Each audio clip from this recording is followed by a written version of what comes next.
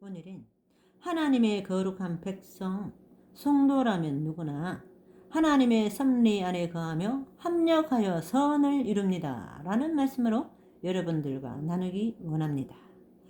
하나님의 섭리라는 것은 하나님께서 이 세상을 어떻게 다스리시는가 라는 것을 알고 그 섭리 안에 들어가 있는 사람들은 하나님께서 나를 향하신 선한 뜻을 알기에 항상 기뻐하고 쉬지 말고 기도하며 범사에 감사하게 되는 것입니다. 기도를 하되 하나님의 뜻에 순응하기로 우리가 아무리 때를 쓰고 기도를 한다고 해서 우리의 장래, 미래를 다 아시는 주님은 우리에게 유익하지 않는 어떤 것도 허락하지 않습니다. 기도를 했는데 울며 불며 통에 자복하며 금식하며 기도하셨습니까? 그런데 응답이 없으신가요? 그것이 우리에게 최선이기 때문입니다. 하나님의 섭리는 변함이 없으니 우리가 마음을 돌이켜야 합니다. 하나님께로 순응하여 응답하신 기도 감사, 거절하신 것 감사, 헤쳐나온 풍랑 감사, 모든 것 채우시네. 아픔과 기쁨도 감사, 절망 중 위로 감사, 증명 못할 은혜 감사, 크신 사랑 감사해. 하나님의 섭리에 순종하는 가장 모범적인 기도를 우리 예수님께서 하셨는데요. 마가복음 14장 36절 이르시되 아빠 아버지여 아버지께는 모든 것이 가능하오니 이 잔을 내게서 옮기시옵소서. 그러나 나의 원대로 마시옵고 아버지의 원대로 하옵소서 하시고, 우리 예수님은 하나님이시지만 인간의 몸으로 오셨을 때는 철저한 100% 순수한 인간의 피가 흐르고 세포를 가지신 완전한 인간의 몸을 가지셨고 우리처럼 똑같이 아픔도 느끼고 슬픔도 고통도 느끼시는 인간의 감정을 가지셨습니다.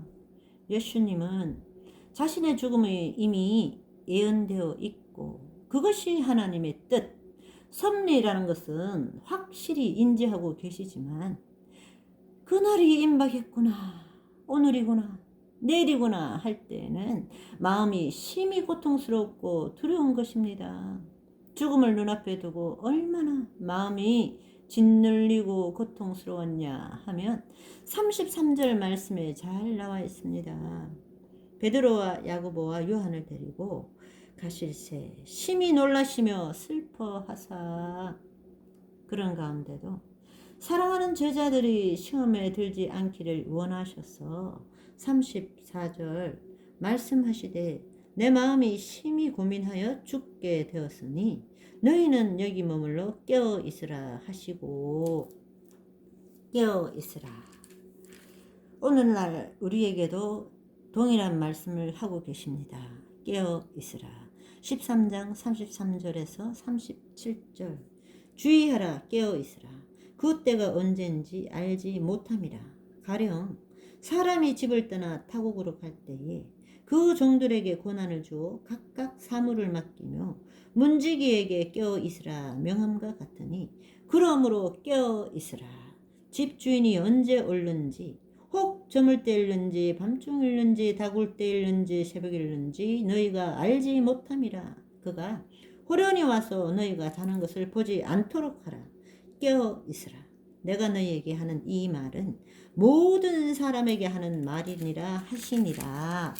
그리고 35절에 조금 나아가사 땅에 엎드려 될 수 있는 대로 이때가 자기에게서 지나가기를 구하며, 인간적인 마음, 죽음의 때를 맞이하는 한 인간의 진솔한 감정을 아바 아버지여 이 잔을 내게서 옮기시옵소서 라고 기도하신 것입니다. 3번씩이나 같은 내용입니다.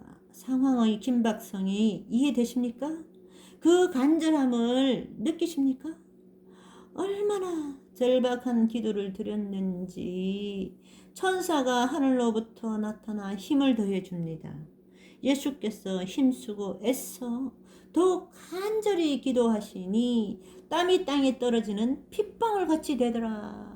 얼마나 심한 통곡과 눈물로 기도하셨는지 상상이 되십니까? 심장으로 들어가야 될 피가 땅을 적시고 있는 것입니다. 이 말씀을 읽으면 너희는 피 흘리기까지 죄와 싸우라는 말씀이 귓전에 울리는 듯 한데요. 실핏줄이 터지도록 기도하신 예수님께서 자신의 소원을 아린 후에 3번 다 그러나 하셨습니다. 하나님의 뜻에 완전히 순복한 것이죠. 마음을 바꾸신 거예요. 하나님의 섭리에 자신을 내려놓으신 것입니다. 나의 소원이 아니라 아버지의 원대로 하옵소서. 그러면 아버지 하나님의 소원은 무엇입니까? 하나님의 형상대로 창조한 인간이 범죄한 천사, 마귀를 보내려고 만든 지옥에 들어가지 않게 하는 것, 살아가는 인간들의 죄를 씻어 없애버리고 영원히 함께 살겠다는 것이 하나님의 가장 큰 소원입니다. 하나님을 위해 아버지를 사랑하기에 예수님께서는 자신의 원을 포기하신 것입니다. 그렇게 피 흘려 죽기까지 순종하셨더니 그 화답으로 우리 하나님은 사흘 만에 독생자 아들을 살리신 것입니다. 할렐루야, 우리 예수 부활승천하셨네. 사망 권세 이기시고 부활하시고 승리하셨습니다. 하나님의 섭리를 이루셨습니다. 하나님의 섭리는 하나님 뜻에 완전히 순종하는 자에게 그대로 이루어집니다. 그런데 이 하나님의 섭리가 모든 사람에게 이루어지기를 원하지만 모두에게 이루어지지는 않는다라는 것을 보게 되는데요. 로마서 8장 28절 우리가 알거니와 하나님을 사랑하는 자 곧 그의 뜻대로 부르심을 입은 자들에게는 모든 것이 합력하여 선을 이루느니라. 어떤 사람에게 선이 이루어진다고요? 하나님을 사랑하는 자는 하나님의 말씀 앞에서 정직합니다. 죄를 범하면 양심에, 마음에 고통이 옵니다. 괴롭습니다. 마음 깊은 곳에서 성령의 음성이 들립니다. 지금 그 길에서 돌이키라. 하나님을 사랑하는 사람은 하나님의 음성이 들려올 때 즉각적으로 순종합니다. 양심에 호소하실 때 절대 외면하지 않습니다. 그런데 하나님의 섭리 안에 거하기를 거부한 사람들은 하나님이 마음의 양심에 말씀하실 때 순종치 않습니다. 그것이 1번, 2번, 3번 계속 반복되면 그런 사람에게는 더 이상 하나님의 섭리는 이루어지지 않습니다. 하나님은 더 이상 양심을 두드리지 않습니다. 감동, 감화를 거두어 가십니다. 그러면 그 사람의 마음은 누가 차지하게 될까요? 대적 원수 마귀가 우는 사자처럼 삼킬자를 찾아 헤매더니 결국 이 사람을 찾아서 그 양심의 화인을 찍어버립니다. 양심의 화인을 맞은 사람은 자기 고집대로 자기 생각대로 나 하고 살다가 마귀들과 같이 자기 갈 길을 가게 됩니다. 여러분, 사탄이 아무리 난리를 치고 준동을 한다 하더라도 마치 우리의 삶이 다 망가지고 무너지는 것처럼 보여도 하나님을 사랑하는 자에게는 반드시 모든 것이 합력하여 선을 이루는 것입니다. 그것이 하나님의 섭리입니다. 하나님의 생각은 하늘처럼 높았어.